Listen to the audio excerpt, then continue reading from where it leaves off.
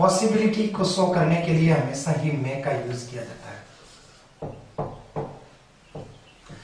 विशेष,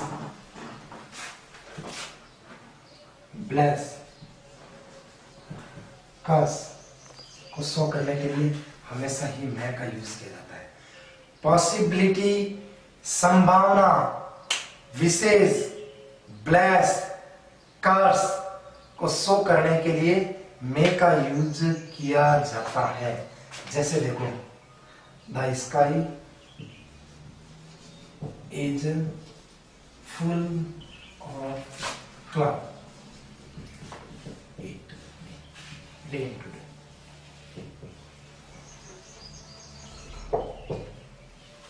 देखो सेंटेंस के अंदर कि स्काई के अंदर, स्काई में बादल फुल है तो बारिश होने की संभावना होती है। इसका मतलब इसके अंदर किसका प्रयोग है? मे का। It may rain today. Is it clear? May God bless you, may God bless you.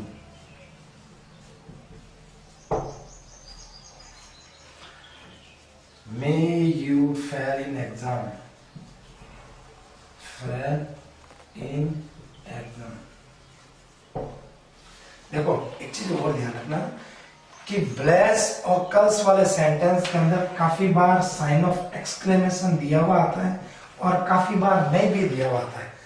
तो पहले ही माना जाता था कि ब्लेस या कर्स वाले सेंटेंस में साइन ऑफ एक्सक्लेमेशन अनिवार्य है। अब ऐसा कोई भी जरूरी नहीं है। यदि परमिशन लेनी है, अगला देखो इसका कंसेप्ट, यदि परमिशन लेनी है तब भी मे का प्रयोग किया जाता है। मे आई कम इन द चैम्बर।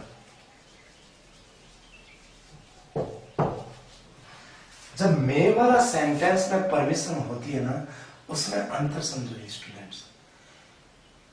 मे में जब परमिशन ली जाती है उसके अंदर हम्बलनेस पूरी होती है, विनम्रता का भाव होता है, पोलाइटनेस होती है। अपन से कोई बड़ा है, या तो पोस्ट में बड़ा है या एज में बड़ा है, उसके लिए हमेशा मे लगाया जाता है। Is it okay? अगला देखो मे का प्रयोग।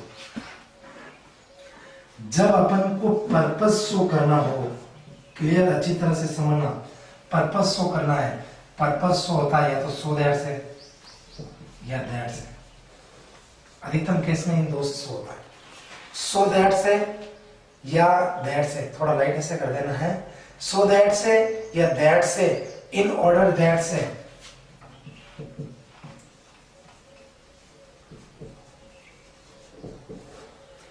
पर्पस शो होता है। देखो,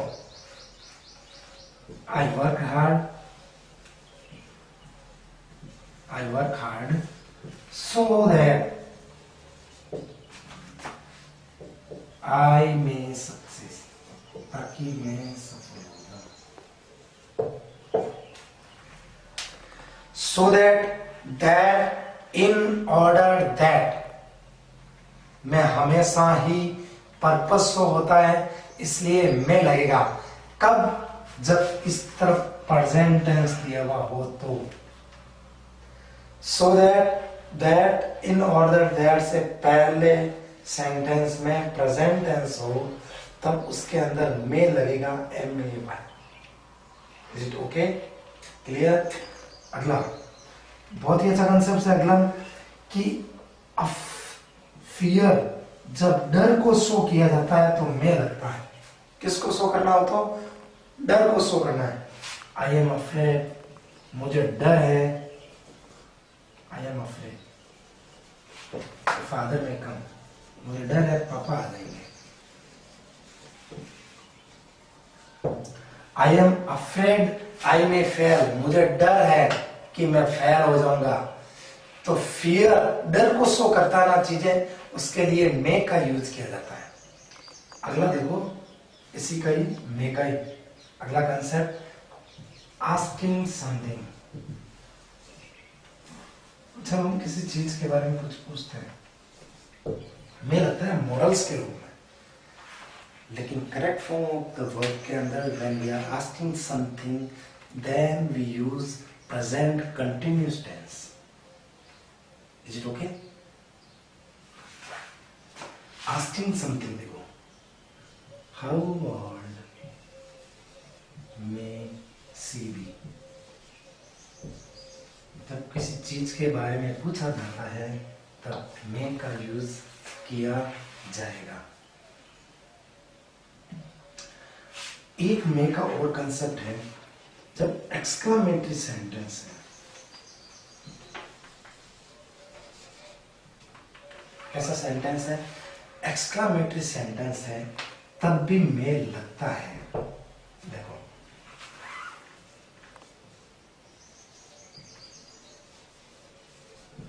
सी मे बी,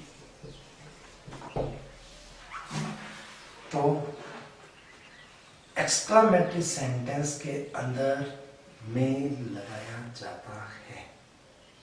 ओके, यहाँ पर में का पूरा रूल्स हो गया है। समझो एक बार कि जब पॉसिबिलिटी को शो करना है में का प्रयोग किया जाता है, परमिशन को शो करना है में का प्रयोग किया जाता है, विशेष आ जाए में लगता है, कर्स आ जाए, ब्लेस आ जाए में लगता है। क्लियर? पर्पस को शो करने के लिए so that in order that may लगाया जाता है। When we are asking something then we use may. Exclamatory sentence में भी में लगाया जाता है। एक है कि जब गैस करना हो कोई चीज, गैस, स्पेकुलेशन, तब में लगाया जाता है। गैस जैसे he may be on time, ये अनुमान है हमारा, इसलिए में लगाया जाता है। It may 4 o'clock, लगा रहे अनुमान अपन कि 4 बज गए होंगे। तो गैस और स्पेकुलेशन को शो करने के लिए भी मे का यूज किया जाता है। Is it okay? अब अपना शुरू हो रहा है माइट।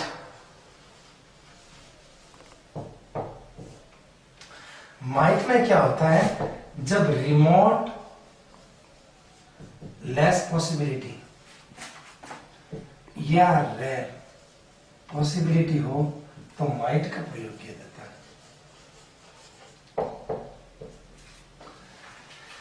रिमोट, लेस और रेयर पॉसिबिलिटी के लिए माइट का प्रयोग, मतलब बहुत कम संभावना होगी उस समय माइट का प्रयोग किया जाएगा।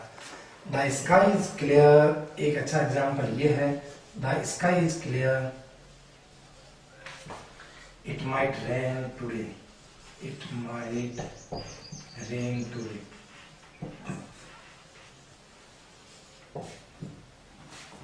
आकाश साफ है, बादलों से नहीं भरा हुआ है, आज बारिश होने की संभावना है, बहुत कम संभावना है।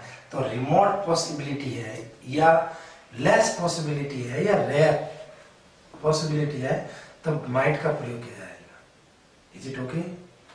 अब अगला देखो, कंसेप्ट है कि पर्पस के लिए भी माइट का प्रयोग किया जाता है। वही पर्पस जिसमें क्या है बात है, सो दैट या दैट या इन ऑर्डर दैट।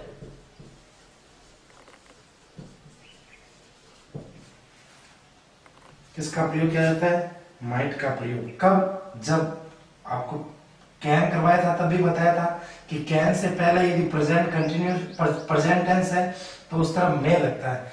तो सो दैट से पहले प्रेजेंट टेंस आया हुआ है तो में लगता था, सो दैट से पहले पास्ट टेंस आएगा माइट लगेगा।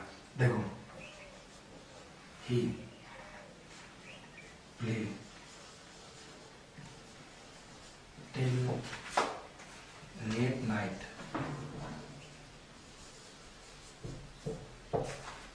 so that he might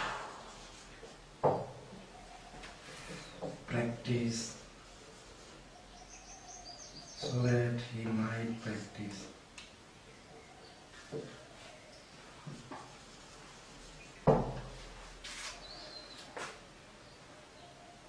clear?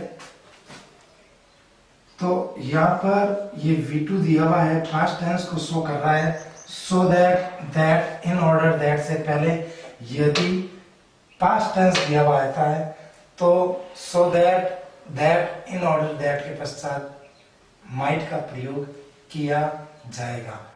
अगला देखो कंसेप्ट कि विश, एज इफ, एज दो, if only, suppose,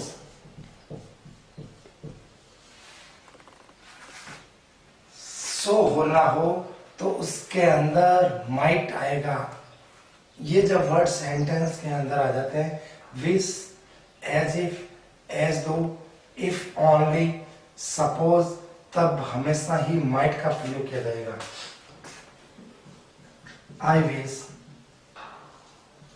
I might get a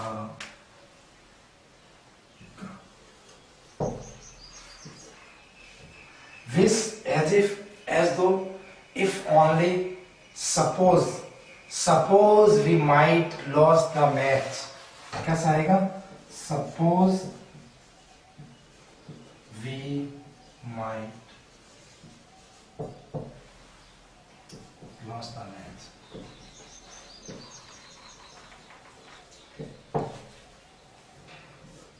models में सपोज वगैरह आ जाए तो माइट का यूज किया जाएगा।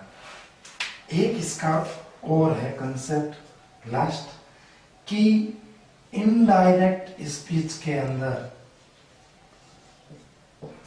माइट का यूज किया जाता है। कब? जब डायरेक्ट स्पीच में, रिपोर्टेड स्पीच में क्या है बाबू? में। क्या है बाबू? में। जिस प्रकार कैन से कुड बना था ना, उसी प्रकार में से माइट। अगला देखो अपना लेते हैं स्पेल। मॉडल्स के रूप में सेल का प्रयोग वही कि पहला रूल्स तो यह कहता है कि कंसेप्ट आई और वी के साथ में फ्यूचर टेंस में हमेशा किसका प्रयोग किया जाता है? सेल का। ये आपको ध्यान है। अगला कंसेप्ट ये कहता है कि जब सेंटेंस के अंदर कमांड हो, थ्रेट हो, डिटरमिनेशन,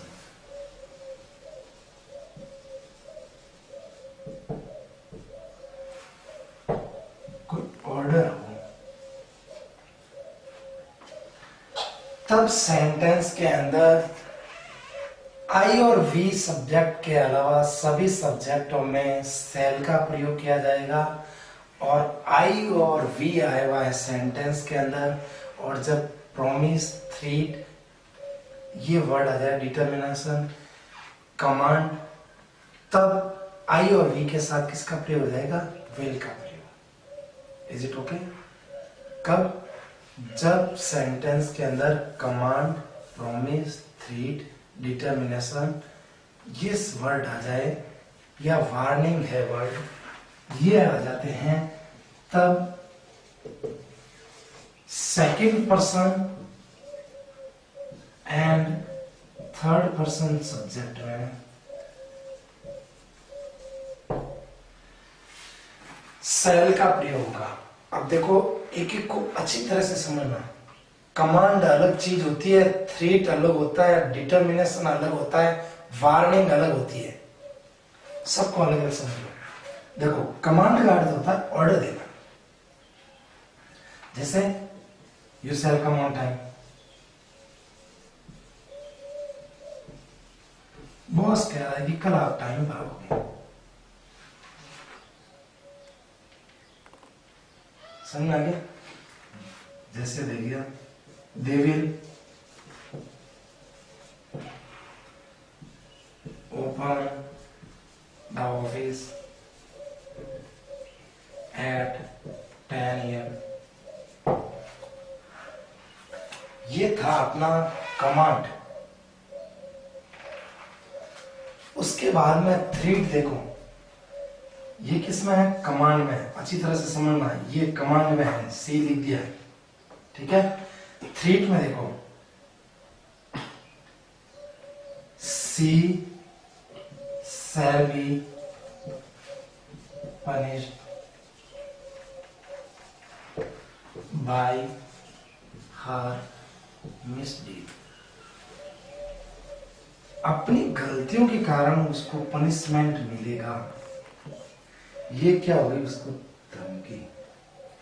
यह दे दिया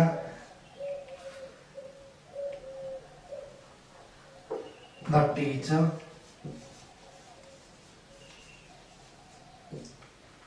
shall beat her, टीचर उसको पीटेगा। he will kill you, he will kill you। ये तो है धमकी वाले सेंटेंस। तो कमांड अलग हो गई है, धमकी अलग हो गई है। Is it clear? In sentence में उसको धमकी मिल रही है। डिटर्मिनेशन का कैसा हो गया सेंटेंस, उसको डी लिख रहे हैं। जैसे he shall go whatever it be। कुछ भी होगा वो जाएगा। ये इसकी क्या हो गई है, डिटर्मिनेशन। समझ में आ गया? Everyone will serve his motherland. हर आदमी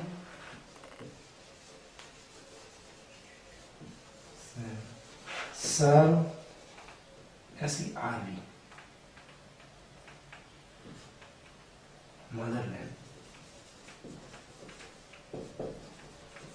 तो ये आर्मी का डिटर्मिनेशन होता है। तो वो किसके अंदर आ गया है, जब आई और वी के अलावा जो भी command, three, determination, order, warning, तब सेंटेंस के अंदर शैल का प्रयोग होता है। वार्निंग भी यही है, you shall come on time और आई विल एक्सपेल यू। या तो आप टाइम पर आ जाना या आपको मैं निष्कासित कर दूंगा। जैसे यहां लिख देते हैं वार्निंग का सेंटेंस, कम ऑन टाइम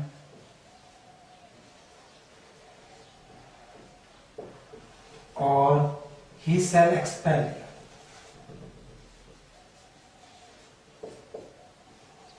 या तो टाइम पे आ जाना या वो आपको निकाल देगा। ये भी एक तरह की आपको वार्निंग दे रहा है।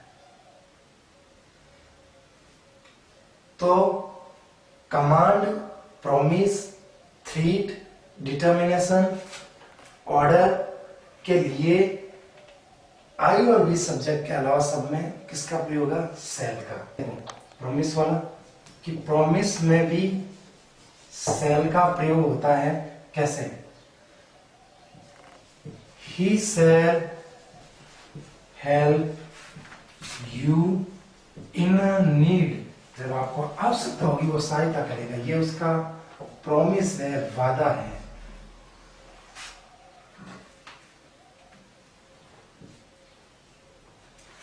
तो अभी क्या क्या हुआ है, command, promise, threat, determination, warning, इनमें आई और वी सब्जेक्ट के अलावा सभी सब्जेक्टों में सेल लगता है। और यही जब सब वर्ड आई और वी सब्जेक्ट में आ जाते हैं तब किसका प्रयोग होता है, विल का। ठीक है, अगला देखो, जब प्रोहिबिशन आ जाए, prohibition,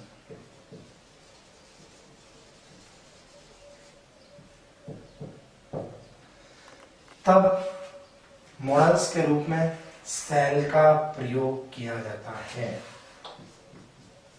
You shall not enter in my office। मना है आपको, प्रोहिबिशन है, तो सेल का प्रयोग किया जाता है। प्रोहिबिशन नेगेटिवनेस को शो करता है, इसके साथ में नॉट लगा है। ठीक है, इज इट ओके ना? अब देखो, जब सेंटेंस ऑफर करता है किसी भी चीज को, OFFER, ऑफर करता है, जिसको इनविटेशन भी कहते हैं सेंटेंस के अंदर, तब भी सेल का प्रयोग किया जाएगा। सेल आई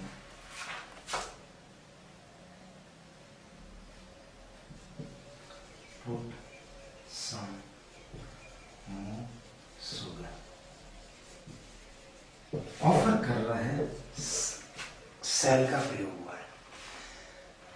अगला एस्पेक्ट है कि क्वेश्चन टैग आ जाए। क्वेश्चन टैग, क्वेश्चन टैग कौन सा? लेट अस, क्या है? Let us. तो उस समय हमेशा सेल लगाया करते हैं। क्या लगाया करते हैं? Shall. Is it clear? Question tag के अंदर सेल का यूज किया जाता है। सेल का कि एक्सप्रेस रिजोल्यूशन,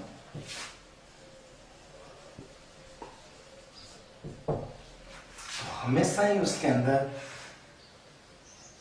आई और वी सब्जेक्ट के अलावा सब में सेल लगता है और आई वी के अंदर विल लग जाएगा। ठीक है, express resolution, he will, shall करवा रहे हैं, he shall do or die, या वो करेगा या मरेगा। तो दे सेल अप्रूव्ड करप्शन, वो करप्शन को हटा ही देंगे, जड़ मुक्त कर देंगे। तो एक रिजोल्यूशन करता है ना आदमी, तब उसमें हमेशा सेल का यूज किया जाता है अदर सब्जेक्ट में, और आई वी में वापस विल लगेगा। इस चीज का भी ध्यान रखना। अगला देखो, ये आपने सुना होगा, be obliged, be grateful,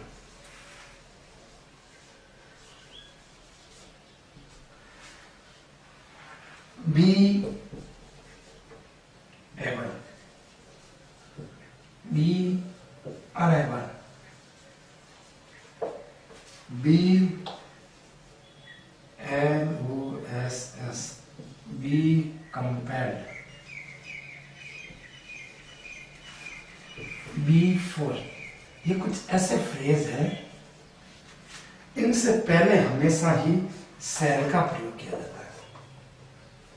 B obliged, be grateful, be able, be unable, be lost, be compelled, be for. I say be obliged,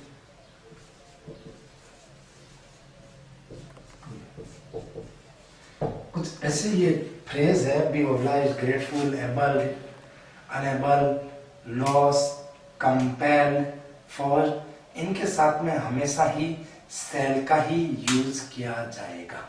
अब देखो सेल के कंसेप्ट वापस रिव्यू कर दो एक साथ। नॉर्मल वेज में फ्यूचर टेंस के अंदर आई व वी के साथ में सेल लगता है। यदि सेंटेंस के अंदर प्रॉमिस, डिटरमाइन, थ्रेट, कमांड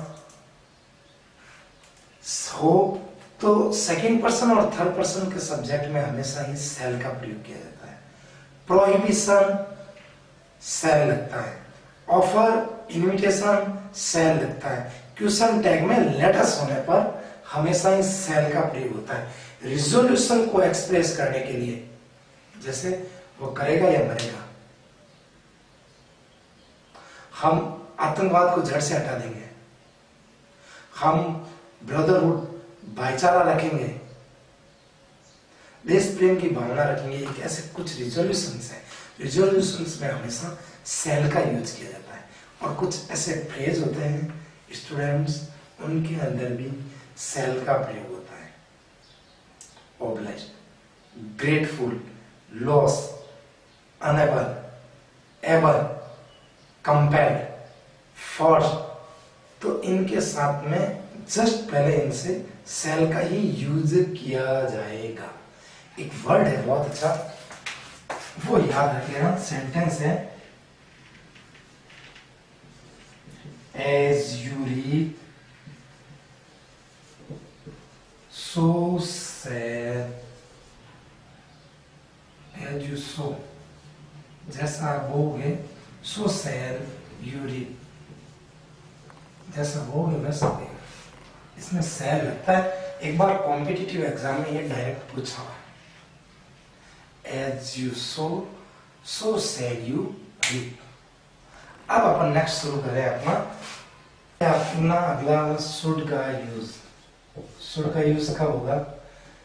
जब ड्यूटी को शो करना है, शुड का प्रयोग करते हैं। सॉफ्टन कमांड, तब भी शुड का ही प्रयोग करना है। एडवाइस हो, तब भी शुड का ही प्रयोग किया जाता है। ड्यूटी का अर्थ है कर्तव्य, सॉफ्टन कमांड का अर्थ होता है आदेश तो होता है लेकिन वो एक नॉर्मल वे में होता है। ये शुड कम ऑन टाइम, इसका मतलब आपको टाइम पर आना चाहिए। तो ये नॉर्मल वे में ऑर्डर है लेकिन एक सॉफ्टन कमांड है। एडवाइस का अर्थ होता है सलाह, ड्यूटी जैसे you should respect the peer। soften command देखो, you should come on time। Advice क्या होती है? you should work hard।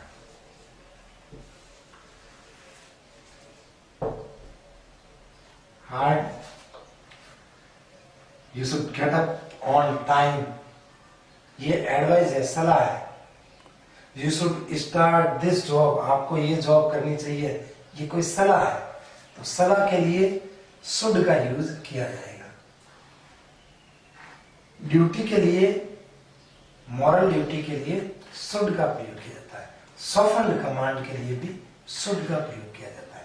Duty कहो या मॉरल ड्यूटी कहो, एक ही चीज है। ड्यूटी करते हुए मॉरल ड्यूटी, नैतिक कर्तव्य, ठीक है। अगला देखो, इसका ये है एस्पेक्ट्स कि जब सेंटेंस के अंदर LEST लेस्ट वर्ड आया हुआ है तो उसके पश्चात मॉडल्स के रूप में हमेशा शुड का ही प्रयोग होगा। Work hard लेस्ट use, work hard lest you should not get more। lest के पश्चात हमेशा ही should मॉडल्स का यूज किया जाता है। एक चीज और ध्यान रखना कि वन आ जाए, खाली जगह आ जाए, नॉट लिखा हुआ है ना, अधिकतम केस के अंदर शुड का प्रयोग होगा।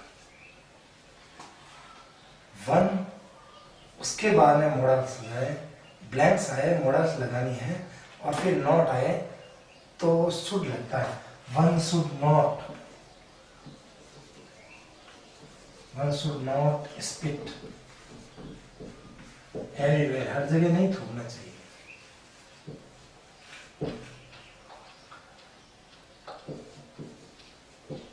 One should not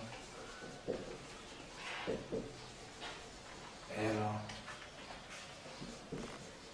the creditors।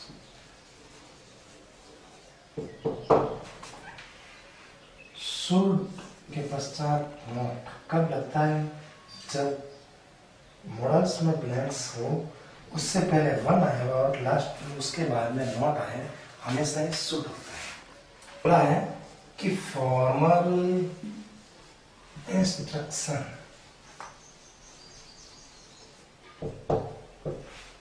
या नोटिस के लिए भी शुड का यूज किया जाता है। फॉर्मल इंस्ट्रक्शन कैसे? बहुत अच्छा है।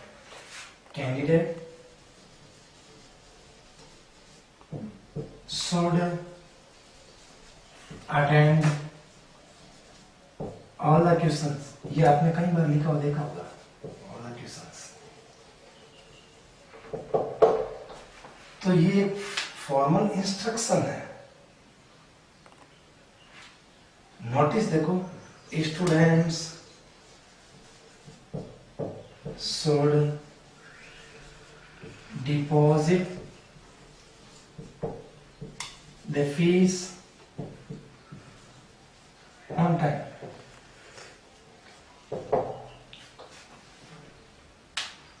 ठीक है, तो ये एक नोटिस है कि स्टूडेंट्स को, फॉर्मल नोटिस है ओनली, तो उसके अंदर भी किसका प्रयोग किया जाएगा, शुड का प्रयोग किया जाएगा। अब देखो, यदि एजम्पशन है,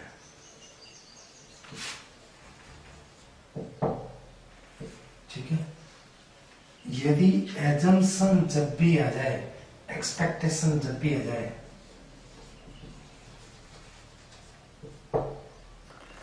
तब हमेशा ही शुड का यूज किया जाता है। एजम्पशन, एक्सपेक्टेशन, इन्फ्रेंस, तब शुड का प्रयोग किया जाता है।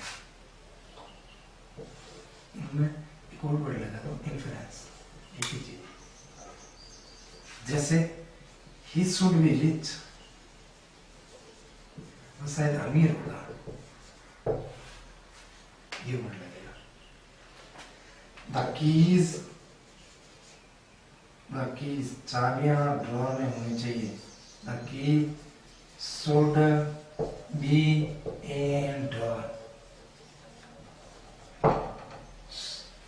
तो ऐसे एजम्पशन है, एक्सपेक्टेशन है, इन्फ्रेंस है, जिनकी हम आशा करते हैं, उसके लिए अनुमान करते हैं, तो उनके लिए हमेशा ही शुड का यूज किया जाता है। देखो शुड कब कब लगेगा, वापस रिव्यू कर लो। Duty, soften command, advice, should का यूज। लेस्ट आ जाता है, लेस्ट के पश्चात शुड का use. One should not, one should not. फिर क्या दिया हुआ था कि फॉर्मल नोटिस और इंस्ट्रक्शंस आते हैं, शुड का प्रयोग होता है। एक्सपेक्टेशन, इन्फ्रेंस, एजम्पशन में शुड का प्रयोग। मॉरल ड्यूटी आए, शुड का प्रयोग। एक रह गया था मॉरल ड्यूटी, नैतिक कर्तव्य, वी शुड